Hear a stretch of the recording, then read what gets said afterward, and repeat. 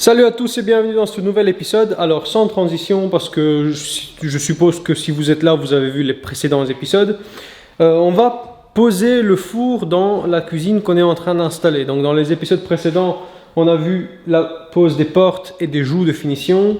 Et puis dans le précédent on a vu la pose des tiroirs, le montage des caissons, la pose des rails, etc. etc. Je vous invite à commencer la playlist depuis le début. Là les meubles sont terminés. On va placer les électrodes et ainsi de suite. On va passer au plan de travail, à l'évier, au branchement électrique, etc., etc. Allez, on va tout de suite commencer à déballer et à installer le four. C'est parti.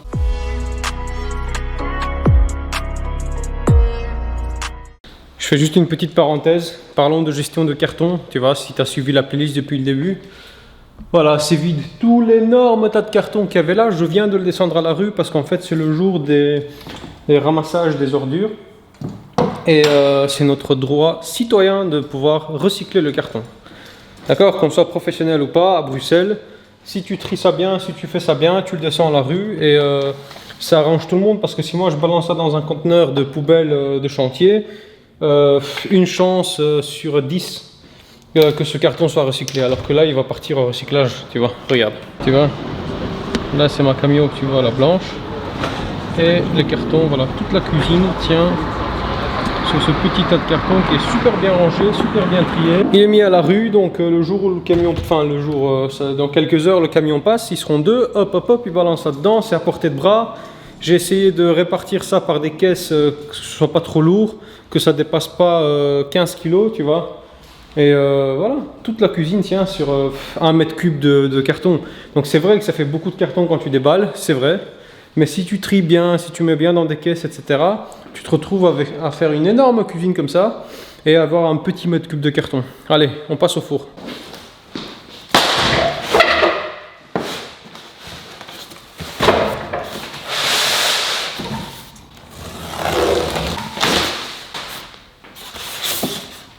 Alors avant d'aller plus loin dans l'installation du four, il y a tout de même un petit prérequis, quelque chose que vous devez acheter à part. Je ne sais même pas si ça se trouve chez Ikea. Je parle d'une fiche de connexion. Voilà, comme ça, une fiche de connexion pas bipolaire, hein, une fiche de connexion 2 pôles plus terre, d'accord? Celle qui, en général, il y a les 2 pins ici et on a l'emplacement pour glisser la terre, d'accord? Donc, pourquoi je vous dis ça? Parce que les fours de chez Ikea, ils sont fournis seulement avec un 3G 1,5, c'est ça. C'est un 3G 1,5 à multibrin, mais qui ne sont... voilà, c'est comme ça, il n'y a pas de fiche. Alors, pourquoi il n'y a pas de fiche? Parce qu'il y a moyen de le connecter de 2 manières différentes. Ou bien vous prenez une boîte de dérivation, essayez de prendre une IP44, d'accord, une boîte de dérivation étanche, même s'il n'y a pas besoin qu'elle soit étanche, mais voilà, par principe. Vous glissez ça dans la boîte de dérivation, vous avez le câble qui sort du mur, en théorie, qui est censé alimenter votre four, vous mettez tout ça dans une boîte, et avec des connectiques de style Wago ou Bizline, vous connectez ça ensemble. Ça marche très bien. Ceci dit, moi j'aime toujours mettre une fiche et une prise que j'ai prévue derrière le four. Comme ça, on le branche comme n'importe quel appareil. Le jour où il tombe en panne, où il faut faire un dépannage, il suffit de débrancher la fiche. Tout le monde sait faire ça, même madame Jeannette de 75 ans sait faire ça sans problème. Il n'y a pas besoin de commencer à jouer avec des fils dans une boîte de connexion, tu vois. On débranche la fiche et c'est parti. Voilà, donc, est-ce que je vous filme la pose d'une fiche? Bon, allez, tant qu'à faire. Moi, c'est une fiche que j'ai récupérée, donc elle est un peu sale, tu fais pas attention. Ceci dit, je te conseille d'acheter une fiche avec le câble rentrant comme ça, de manière perpendiculaire et non de manière continue. Parce qu'il y a des câbles qui peuvent rentrer comme ça.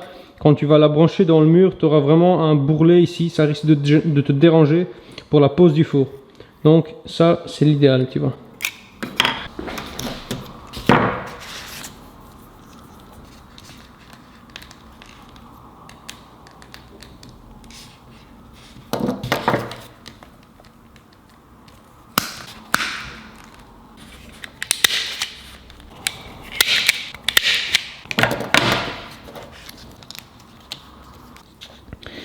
Alors, si vous avez des petites connexions, des embouts de style ça, c'est toujours mieux. Bon, ça tombe mal, j'en ai pas sur moi et j'ai pas envie d'arrêter la vidéo. Donc je vais le faire sans. Mais faites quand même une tresse. Donc bien tresser les multibrins.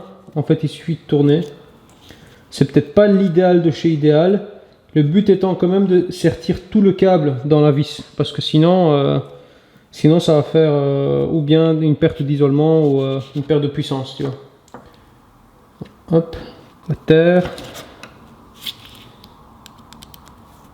Honnêtement, le sens des couleurs bleu à droite, noir à gauche ou inversement, ça n'a strictement aucune importance, ne te prends pas la tête avec ça. Voilà. Une fois que tu t'es assuré que la terre est bien connectée, là, le neutre, la phase, tu vas pouvoir mettre le cache. Voilà, parfait. Tu vois? On va venir sécuriser tout ça. Voilà. Voilà, on est prêt à brancher le four. On a quand même une fiche, c'est quand même beaucoup mieux, tu vois. Il suffit de se plugger dans une prise et on est bon. Maintenant, on va passer à la pose de la tablette qui se trouve sous le four. Ça, je ne l'ai pas mise exprès, comme ça, je voulais garder ça dans cette vidéo. Allez, on va voir ça ensemble. Donc les tablettes, c'est, si vous avez un plan, vous êtes censé savoir, c'est ça. Le Utrusta, tu vois, de chez Ikea toujours. Hop, on va déballer ça. Et quand vous avez monté vos colonnes, que ce soit vos colonnes ou votre meuble, etc., vous êtes censé avoir reçu ce genre de petites vis. Je vais vous les montrer. Voilà. Tu vois? Hop là, ce genre de petites vis. Donc je vais les visser. En fait, le four va démarrer à partir d'ici. Moi, si je prends la tablette, toujours le côté blanc vers vous, hein. Il y a deux côtés, il y a le côté brun aussi. Ça va vers le fond. Voilà, là je vois que je suis censé visser sur cette rangée là. Tu vois. Hop. Ok, une fois que ça c'est fait, on va venir taper la tablette dessus.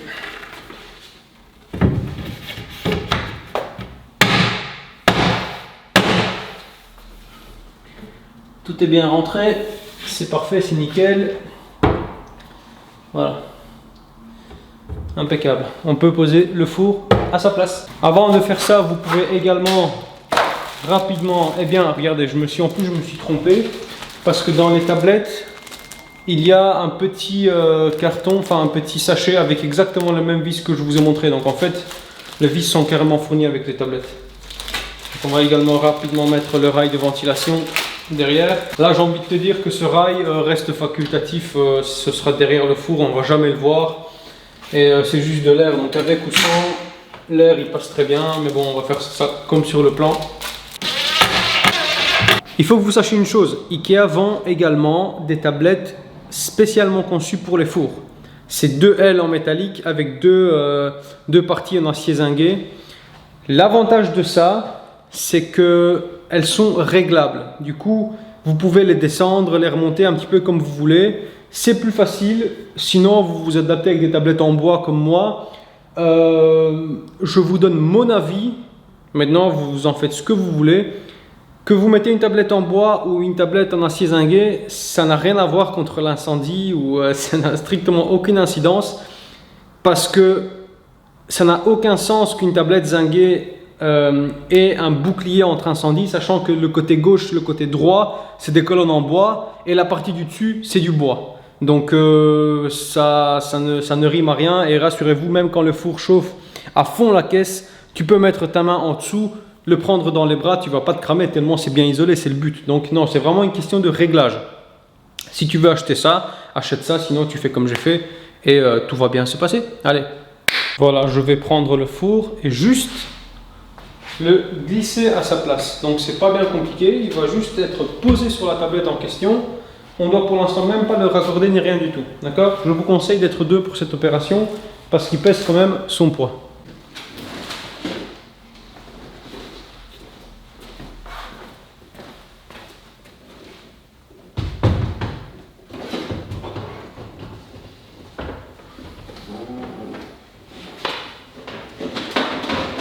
Vérifiez à ce que le câble se trouve toujours vers le haut, comme ça, et ensuite vous le glissez tranquillement. Voilà. Voilà, maintenant que le four est en place, il suffit de le connecter grâce à la fiche qu'on a installée au préalable.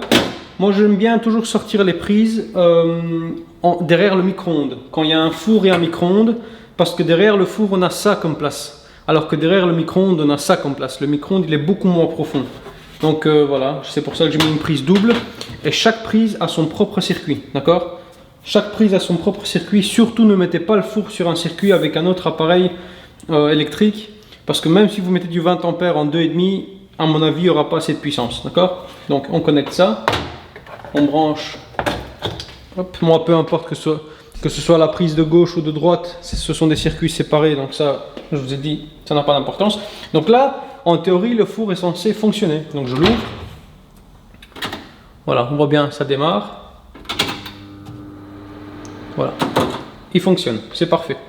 Mais c'est pas pour autant qu'il est fini d'être installé. Là, on va déballer tranquillement tout ça.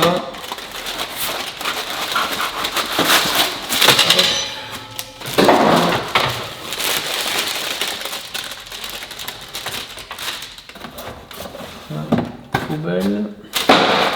Ça, vous gardez soigneusement pour vous, ou moi dans mon cas, c'est pour la vente. Quand l'appartement sera mis en vente, j'en ai besoin. Parfait. Dans votre paquet avec le manuel, si vous regardez bien, vous allez avoir 2 vis. Donc je prends ces 2 vis. Alors ça m'étonne fortement parce que d'habitude, des vis, il y en a 4. Il y en a 4, pourquoi? Parce que vous avez besoin de 4 vis pour fixer le four. Je ne sais pas pourquoi ici ils m'en ont mis que 2. Ceci dit, c'est pas bien grave. Je vais prendre 2 vis dans mon stock. Donc des vis, vous êtes censé en avoir. Hein. Vérifiez bien que le four soit bien mis de manière symétrique à gauche, à droite. Que tout soit nickel. Bon, pour moi c'est le cas. Et on vient fixer. Vous voyez à travers ces 4 petits trous là. 1, 2, 3 et 4. Donc moi, comme ils m'en ont mis 2 noirs, je vais déjà mettre le noir ici en haut parce que c'est visible. Ne serrez pas comme des malades, hein. Vraiment, dès qu'il y a un contact, vous arrêtez.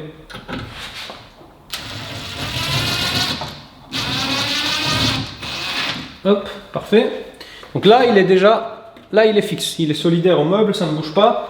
Ceci dit, je vais quand même mettre, et je vous conseille vivement de mettre aussi les vis en bas. Alors bon, moi je vais prendre des vis de couleur inox, puisque j'ai que ça, j'ai pas de vis noires, donc c'est pas grave. Mais comme je suis un énorme filou, je prends 2 marqueurs noirs et je vais quand même colorier la tête des vis en noir. Et je vous jure qu'on n'y voit que du feu. Et voilà les amis, donc ça c'est la fixation avec les vis qu'ils m'ont fourni. C'est bizarre, d'habitude ils en mettent 4. Et là c'est les vis que j'ai mis, que j'ai colorié en noir. À gauche, à droite. Alors on voit toujours l'intérieur en blanc, on s'en fout franchement. Déjà, moi je suis à genoux, on est censé regarder comme ça, tu vois. Donc on voit absolument rien du tout. Et là on est bien. Hop. Parfait. Le four est connecté, ça c'est branché. Vous avez toujours la sécurité enfant. Tu vois, donc là évidemment le four est solidaire au meuble, totalement c'est fixé. Ici, vous avez une sécurité enfant. À chaque fois que vous ouvrez le four, avec votre pouce, vous devez pousser ça vers le haut. Sachez que ça s'enlève très facilement. Il suffit de dévisser, voilà, 2 petites vis ici, et ça, vous l'enlevez. Si vous n'avez pas de bébé, ou s'il n'y a pas de bébé à l'horizon, enlevez ça. Ça va juste vous ennuyer plus qu'autre chose, quoi. À chaque fois, cette sécurité-là, si un enfant, gardez-la, c'est quand même plus sûr. Si le four tourne, un enfant ne peut pas ouvrir, d'accord? Si vous avez aimé la vidéo, le petit pouce bleu, le petit commentaire qui va bien, abonnez-vous, activez la cloche si c'est toujours pas fait, moi ça me fait super plaisir. Si ça vous aide, votre seule façon de me remercier, sachant que je fais ça totalement gratuitement, c'est de vous abonner et de me suivre sur les réseaux. Voilà, je vous remercie d'avance. Je vous dis à la prochaine dans le prochain épisode. Et le prochain épisode, c'est la logique des choses le veut. On va placer le micro-ondes. Allez, à toutes!